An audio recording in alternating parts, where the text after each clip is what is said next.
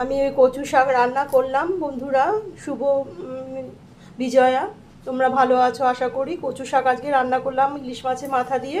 পুরো ডেসক্রিপশানটা আমার ইউটিউবে মানে বড় ইয়েতে দেওয়া থাকবে, তোমরা দেখে নিও।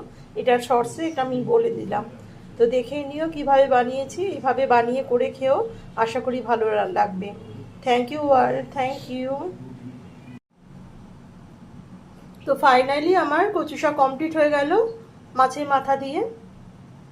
এইভাবে বানিয়ে আমি কিন্তু মশলা অন্য কিছু দিই না, শুধু নুন হলুদ গুঁড়ো আর লঙ্কার গুঁড়ো, ব্যাস এটাই আমার মশলা। আর ফোড়নে যা যা দিলাম সিম্পল, কিন্তু খুব টেস্ট হয় খেতে। জিরে গুঁড়ো ধনে গুঁড়ো কিচ্ছু দিই না আমি। তারপর ওই গরম মশলা ঘি এইসব কিচ্ছু লাগে না, ব্যাস।